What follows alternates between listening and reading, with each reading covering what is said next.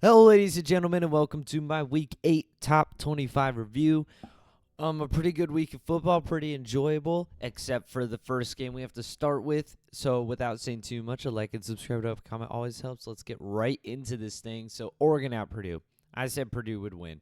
I'm done taking Purdue for the rest of the year because I blame Notre Dame the first time for being the reason why I have so many bad predictions, or I say so many bad predictions, but I'm very positive on this year.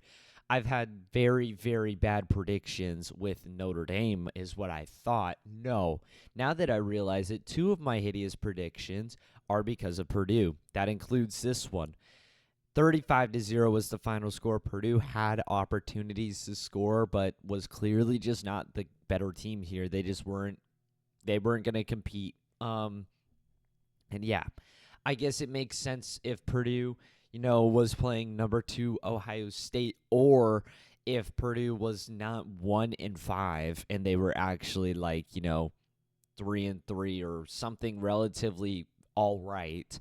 It would make more sense if they won this game, or to at least predict that they would win. But 1-5, I think I was stepping in over my head. Of course, Dylan Gabriel last year, like I said in the prediction video, when he played when he was at Oklahoma and he played Texas, right after that game, they were the top dog of the Big 12, and they almost lost to UCF, and then they lost two straight to Kansas and Oklahoma State, and that's kind of what I thought was going to happen. I thought Dylan Gabriel was going to fall off a little bit, but maybe these Ducks are super duper for real. Maybe they are the number one team in the country, and it's just kind of funny how this can happen to a team. Like, they start off the year with a sketchy win against Idaho and a sketchy win against Boise State, which we didn't know at the time how good Boise State actually was, but they start off with those two sketchy games. They drop from 3 to 10 or something. They drop pretty far in the polls just from winning close games, and now they're number one. Now they're number one because all they did was win their games. They just won their games. One of them being very important against Ohio State, but they won their games. And yeah, this was a pretty bad prediction. I'm done taking Purdue this year, no matter what. You think they have a bit of a resurgence considering what they did against Illinois. And Illinois doesn't seem to be too bad, but I guess we'll see this week in Oregon and Illinois play each other. It's at Oregon, so I wonder how that game is going to go. Probably going to be an annihilation, but we shall see how that game goes to see what Illinois is really about. Oklahoma State at BYU. This was actually a really good Friday night game. And Oklahoma State, right when they're 0-3 in the conference. You need a immediate win. You need an immediate win in your conference, and they almost had a huge one right here. A game that probably nobody expected this team to win. They put in their new sophomore quarterback who actually can run the football and actually has legs, unlike Alan Bowman.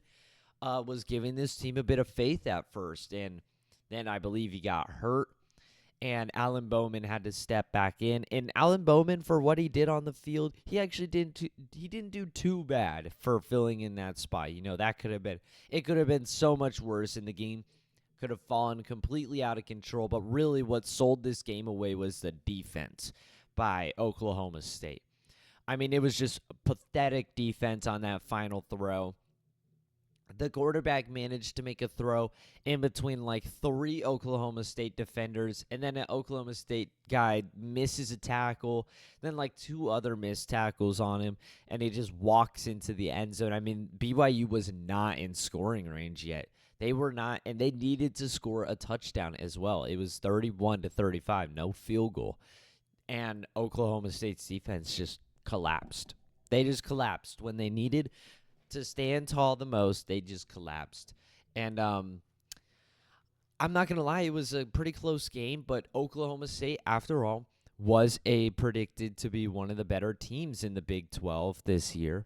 But Oklahoma State is starting to get pretty notorious for having moments like this in the year where they're ranked, undefeated, and then they turn around and they lose games. And they lose them bad, too. And then they'll bounce back and they'll upset somebody. And then they'll finish off 8-4, 9-4 or something, even after like a 45-3 loss against UCF, they still finish off going to the Big 12 championship and a relatively good team. Oklahoma State, though, this year might be over. No, it definitely is over because there's no more real prove-it games for Oklahoma State, as well as their schedule is pretty damn hard remaining. They have to play at Baylor, then host ASU, at TCU, host Texas Tech, and at Colorado.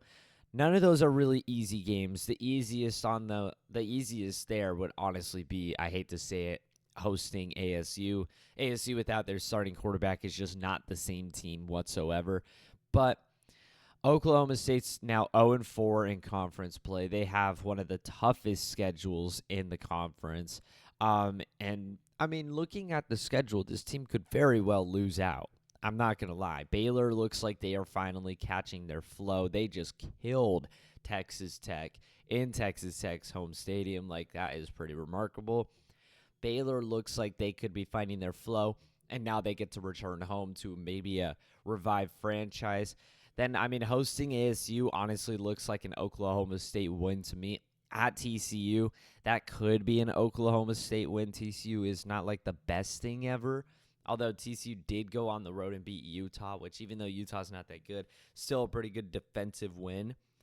Hosting Texas Tech, I think Texas Tech can win that. And then at Colorado can win that. Colorado has turned around since that Nebraska game, lost by 3 points to Kansas State, and they just killed U of A in U of A's home stadium. I think Colorado can win that. Oklahoma State season, it's kind of over, and it's kind of crazy. It's just more of let's end seasons, but whose season left is to end? I mean, the rest of the teams you're playing are in playoff contention. Like, they're not, anything special. They're also playing let's end other teams' seasons. So Oklahoma State's season is kind of over, man. It's kind of crazy that they just fell off like that.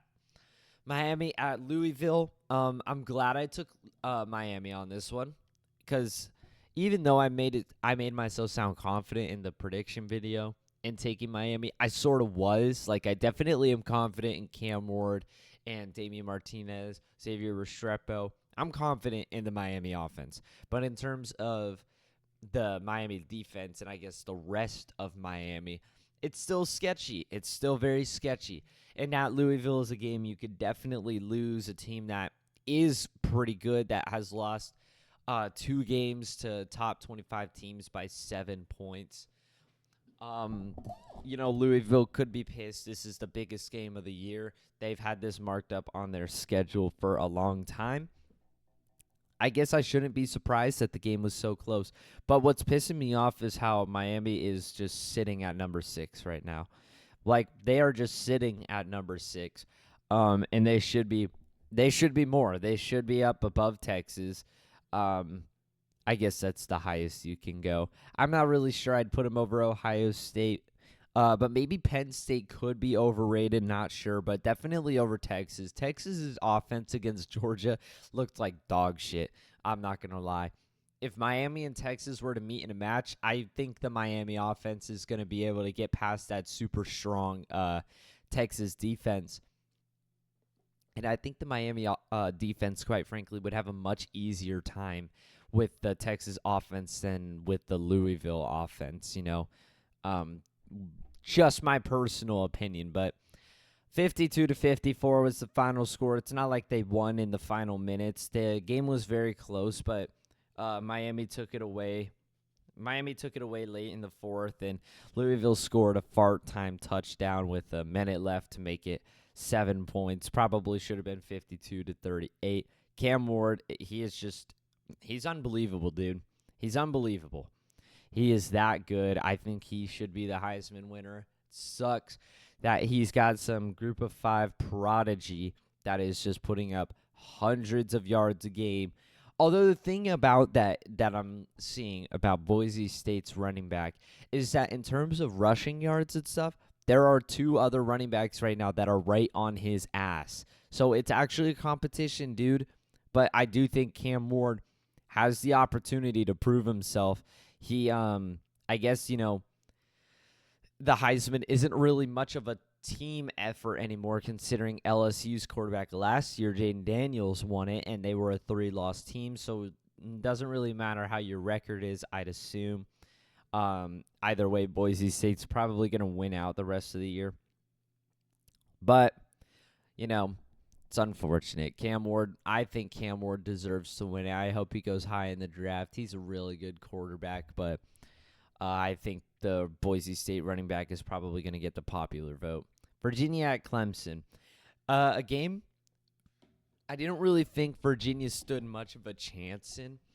This was the one game that I was looking at when I was preaching on Virginia's name earlier in the season. I was saying, Virginia could win. Virginia could go into the Clemson game undefeated. They had happy home games and whatnot. But they lost that game to Maryland, and then they lost that game to Louisville in the final 2 minutes. And they let Louisville get up with a minute 55 left, and then they just couldn't put the game away. They went for a 4th and 10 at the Louisville 39, and they just weren't able to get it. And Louisville won a very, very close game against Virginia, which should show that Virginia is better than people think. But, now you're a 2-loss team going into Clemson. I don't see much momentum, but they actually put up a much stronger offensive presence, which should maybe start to silence the Clemson hype that is happening. A lot of people are saying that Clemson is going to be the team to win the ACC, which is just ridiculous talk, in my opinion. I don't think you can compare Clemson's offense to Miami's offense. And, Clemson's defense to Miami's defense, definitely comparable. I think Clemson probably has a better defense. But Miami's offense to Clemson's offense, it's just not even close. I know Cade Klubnik and whatnot, and they're thrashing teams, but that's because this is what teams do when they're coping from a 34-3 loss against Georgia. This is what teams do when they start coping. They start killing teams. They're like the Dallas Cowboys. The Cowboys will kill every bad team every opportunity they get, but once they play somebody good, they lose, and that's just how it is. They let Virginia make this one very, very close. I understand Virginia did rip off 21 points in the fourth quarter, and it actually was 10-38, which is really close to my prediction. It was 10-38 at the end of the third quarter, but a touchdown with 14 minutes and 53 seconds left in the fourth quarter, so pretty much a third quarter touchdown. Virginia actually made this tough. They made it difficult. Clemson was not safe for an entire second. If they would have not scored in the fourth quarter, it would have been 31-38. There was definitely going to be room for either overtime or an upset. So Clemson had to remain on their heels, and they did score points. That was the only thing here, was Clemson's offense was able to get past Virginia's defense, which is expected, as it should be. But Clemson's defense not holding Virginia's offense, that's pretty damn scary, dude, not going to lie. Nebraska at Indiana, one of the more remarkable games of this week, just from complete and utter dominance. Nebraska fell on their face in this game, man. I assumed, something close. Absolutely not. Nebraska turned the ball over 5 times, and they failed all 5 of their fourth down conversions, so they handed the ball away 10 times. The momentum was in Indiana's favor. They completely had this game taken away.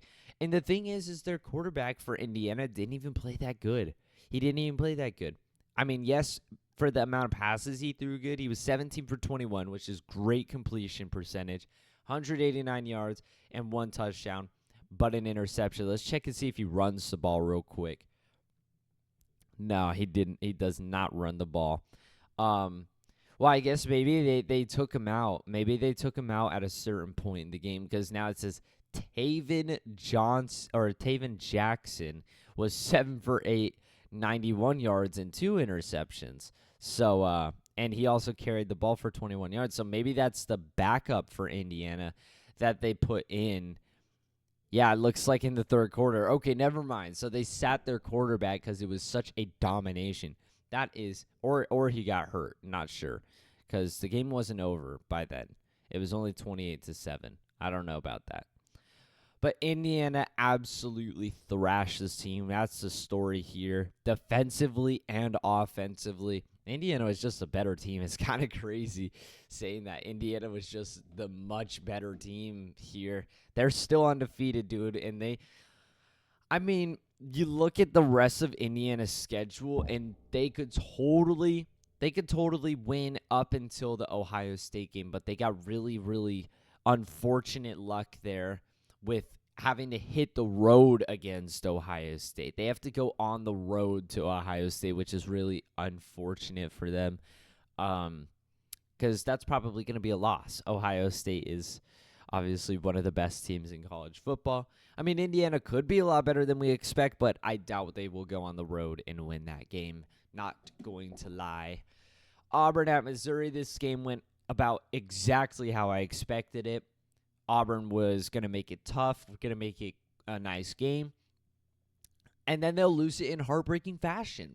Letting Missouri go right down the field at the very end of the game. You just let it up, and then your offense can't do anything, and you lose a game that you were pretty much leading in the entire way through.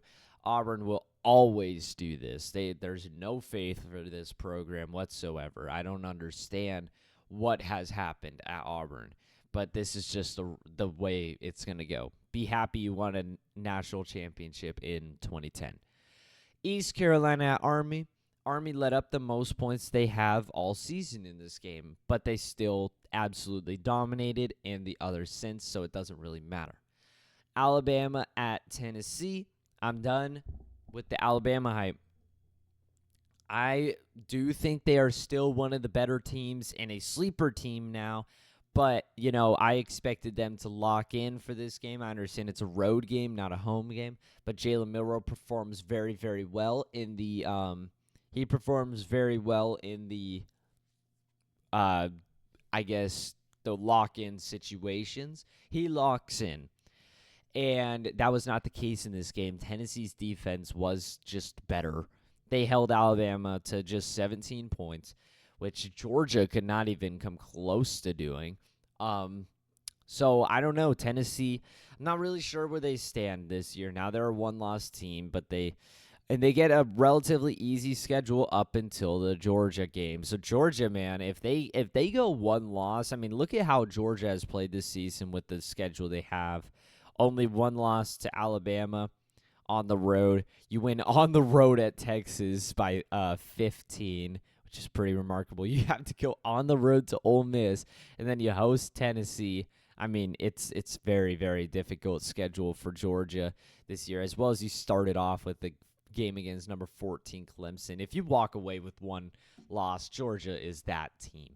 I didn't mean to foreshadow the Georgia game, but where Tennessee stands on the rest of the year, that's your big game right there, is at Georgia. And I guess the at Vanderbilt game is no sleeper game. You better watch out for that. But mainly the at Georgia game is the one you need to wake up for, which didn't go too well a couple years ago. Notre Dame at Georgia Tech. Finally, a good Notre Dame prediction. I played like a chess game with Notre Dame, and I went 100 moves into the future to predict where they were going to go. And this is where they went. I was pretty damn close. I mean, there was a time where this could have been the final score, but Georgia Tech said, fuck you, and decided to throw like a pick six or a fumble stupid score. I don't remember which one it was, but they just decided to shit the bed at that point. So I'll take 31-13. That's a pretty damn good prediction for me. A road game for Notre Dame against a previously hyped up Georgia Tech team. I'm happy that I had a decently good prediction. Okay, that's all I'll take. Michigan, who's no longer ranked, against Illinois, who only moved up 2 spots. Who would have thought that this game was going to be extremely defensive? I did. And I'm really, really proud of myself for this prediction. No, I could have told you this was going to be this game a million years away. Illinois continues to win games. They're 6-1, and after this Oregon game, it's doable. It's doable for, I guess, a playoff presence or something.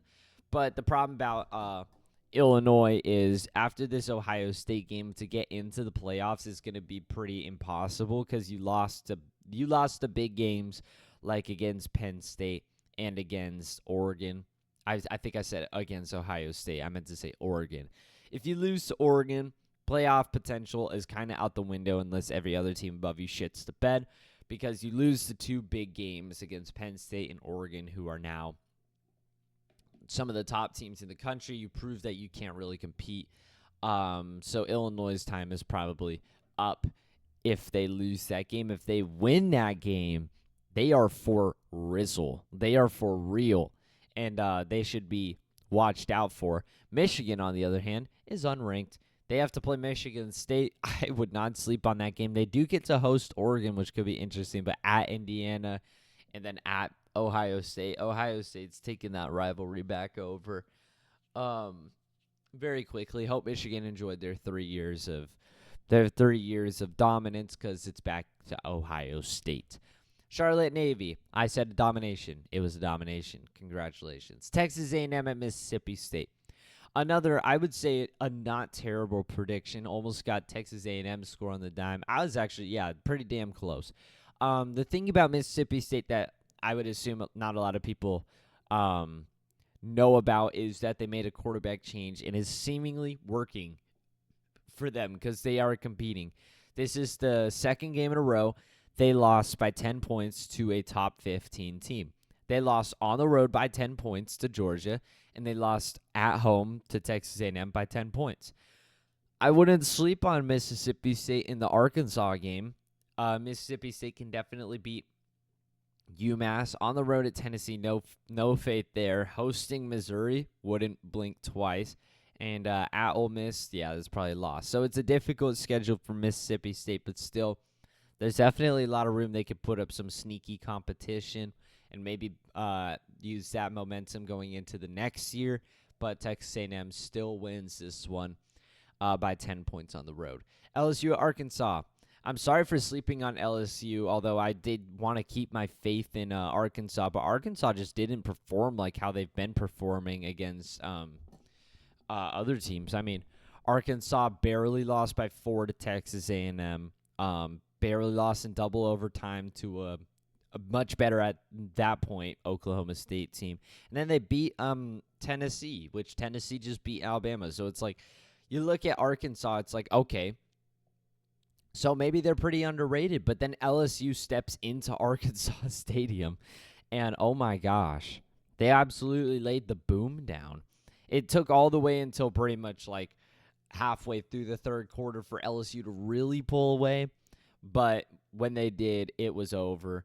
And, I mean, Arkansas really just kind of got destroyed. A missed field goal to start the game. A missed field goal right after a LSU touchdown, which leads to an LSU field goal, which then you fumble, which leads to another LSU field goal. You score a touchdown, LSU field goal, punt, end a half, I mean, there's just a lot of mistakes that were made. One play, 0 yards at the Arkansas 14, an interception, which leads to an LSU touchdown. Looks like there was a lot of givens. I don't know why LSU at the end of the game went for a 4th and 11 at the Arkansas 28, but it's not like it really amounted to anything.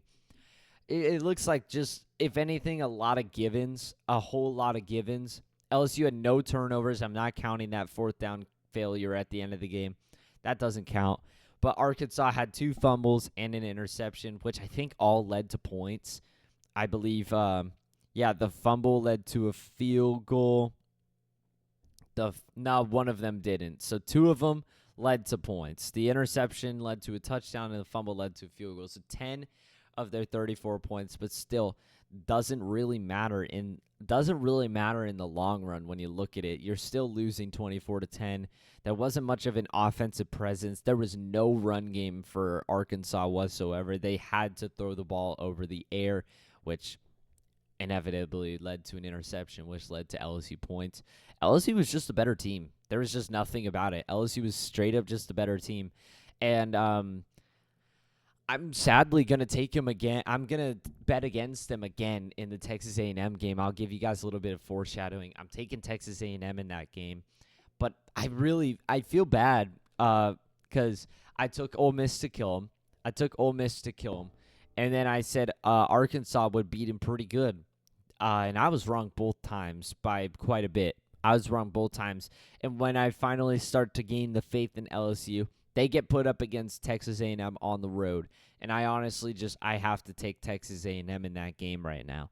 So I'm betting against LSU for the third time in a row, but I can guarantee you I am betting LSU against Alabama. All right, I'm taking them against Alabama unless something drastically changes. LSU could finish the year a one-loss team, believe it or not. They could bounce back since that stupid USC loss at the start of the year. They seriously could. If you beat Texas A&M on the road, that rivalry is always good. It is close. If you manage to beat Texas A&M on the road, you get to host Alabama, who has proven they can perform in tough environments. On the road at Florida could be a little interesting. Hosting Vanderbilt, don't really think Vanderbilt stands a chance there. Then hosting Oklahoma, you can finish off a one-loss team and face, I'm going to say Georgia, in the SEC championship. You could very well do it and find yourself in the playoffs if you're LSU. Not going to lie. But you have to win this one against Texas A&M. And I think Texas A&M is running the table right now because they're in the same position as LSU. They started off the year with a much better loss to Notre Dame. I mean, that's a much better loss than the losing to USC. But since then, they haven't really played, an Ole Miss. They haven't really played a team like that. Their team that they beat that was so good was Missouri.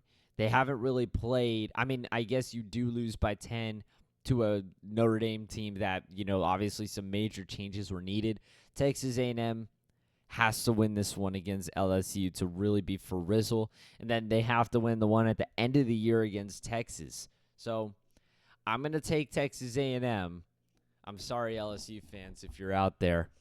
But I'm going to take Texas A&M in that one. But I do feel bad for picking against LSU because I was so wrong.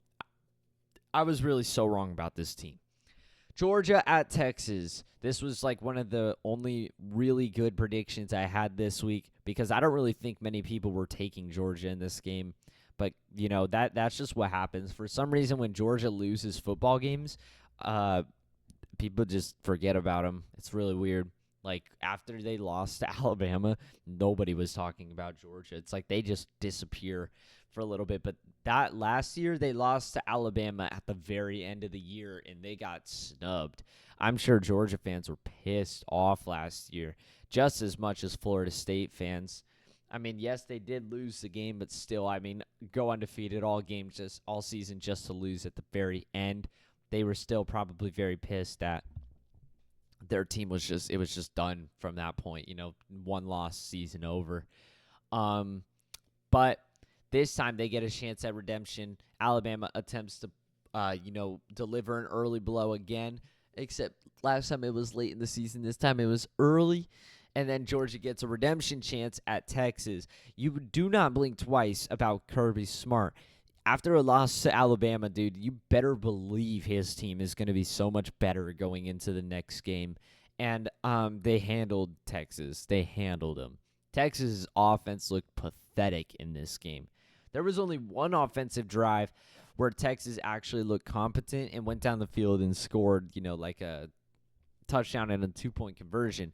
But their other points were because of a Carson Beck interception, which led to a short field. So, if you don't score a touchdown off of that, is your offense even an offense? The problem with Georgia is Carson Beck needs to figure his shit out. He needs to stop making shitty interceptions because, honestly, you look at it now and how much that could have altered this Texas game and literally gave Texas some of their only points. You look at the Alabama game. Dude, a lot of those points came at the start because of Carson Beck's bad interceptions.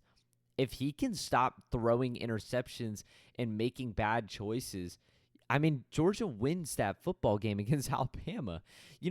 In that Alabama game, I'm looking at the stats right here. Alabama did have more yards of offense, but in the end, Alabama is winning by 7 points. And Georgia had 4 turnovers to Alabama's 1. That's the difference. Is they're only winning by 7 points, and Georgia had 4 turnovers. Alabama did have 50 or 40 more yards of penalties, but still. I mean, Georgia was 5 for 5 on fourth down efficiency. Nothing was stopping them except for Carson Beck. Carson Beck was just going to throw bad interceptions, and at some point there was a fumble that led to something bad. I mean, yeah, like looking at the Georgia game again. At the Georgia 27, Carson Beck pass intercepted, returned for 7 yards to the Georgia 22, which leads to Alabama points. Another interception at the Georgia 35 could have been Alabama points, but instead Jalen Milroe felt nice at the Georgia 13, felt like giving Georgia a turnover, but it didn't amount to anything because guess what? Carson Beck got pressured and he threw an intentional grounding, which led to a safety. That's just Carson Beck just needs to figure his shit out. That's it. He also threw a game-ending interception against Alabama at the Alabama 20. Carson Beck pass intercepted in the end zone. He is the reason Georgia is not really prevailing because he keeps on making bad mistakes. But he is a really good quarterback. If he can figure his shit out at Georgia right now, if he can figure it out, Georgia, in my opinion, is undoubtedly the best team in college football. And they really should be. I gave Alabama a lot of hype for beating Georgia, and I thought they were actually really good. But look at it from a statistical point of view and how the game went. Carson Beck really seemed to be like the given. He was giving them everything they could have possibly asked for, and they're still only winning by 7 points. So if Georgia can just get Carson Beck in a comfortable spot where he's not going to make mistakes and interceptions, you have a really good football team. But without it, you're a one-loss team, and you can lose to teams like Alabama. UCF at Iowa State. Do not blink. This game was fraudulent. Iowa State, I said they were going to kill them.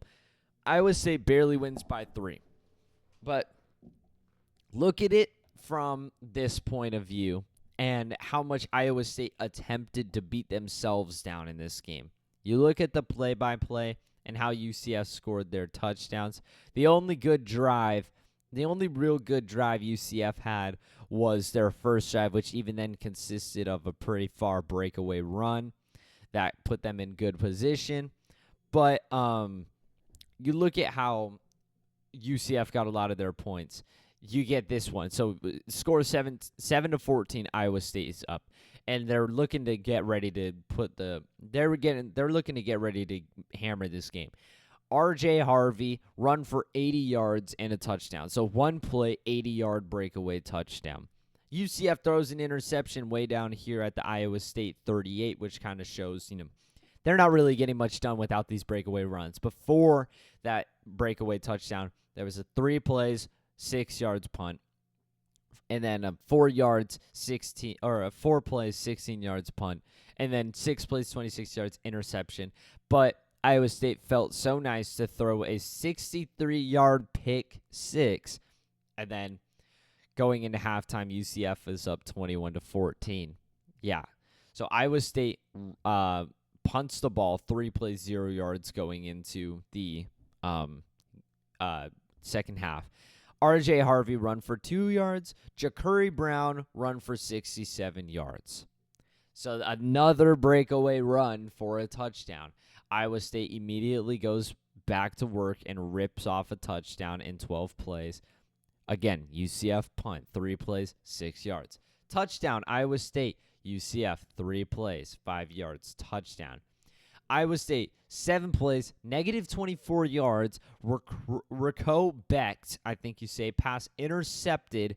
Braden Marshall returned for 70 yards. Marshall fumbled, recovered by UCF team for 0 yards. So basically what that means, it's marked as a fumble, but it was basically a pick 6 fumbled at the 1, which led to 1 play later, UCF scored a 1-yard R.J. Harvey run for a touchdown, which made it 28-27. Iowa State, 35. It made it 35-27. Yeah. And then Iowa State kicks a field goal. Punt. Yeah, it's 4 plays, 17 yards. UCF punt. Punt, Iowa State. 7 plays, 33 yards, punt. Touchdown, Iowa State with little time left. And then 3 plays, 10 yards, UCF interception. That's a little play-by-play of this game, if you were still listening or if you decided to tune out my yapper mouth. Basically, UCF scored 2 defensive touchdowns, 2 huge defensive touchdowns, and they scored off of 2, maybe even 3 breakaway runs, which, in my opinion, is just entirely Iowa State beating themselves down by making terrible mistakes. Iowa State made those mistakes entirely by themselves. You already had 1 pick six by Rico, and then you have another one that gets fumbled at the 1-yard line, which UCF picks up. You give away 14 defensive points. You gave away 14 defensive points in that game. And those were the only 2 turnovers for Iowa State, which led to UCF points. That's the thing. Both teams, other than the 2 interceptions, both teams had 2 interceptions, no other turnovers. And Iowa State still managed to have 120 more yards of offense than UCF. And UCF's yards of offense consists of 3 breakaway runs, which led to points. Everything UCF got in that game was because of Iowa State blundering and making mistakes, which, in my opinion, made it a fraudulent performance, and even better for Iowa State that they were able to overcome their mistakes and win this game by 3 points. Because you give away 14 points in defensive points, and the other 21 points are just you letting a running back run it right down the field for 80 yards and then 67 yards, and even earlier in the game, 46 yards. You let a running back do that. That's just defenses not paying attention and making mistakes. There's no reason there should be 3 breakaway runs like that in a game. Eventually, you've got to lock it up. UCF's offense is not performing like this in any other game this week. This is not a good running core. This is you making mistakes.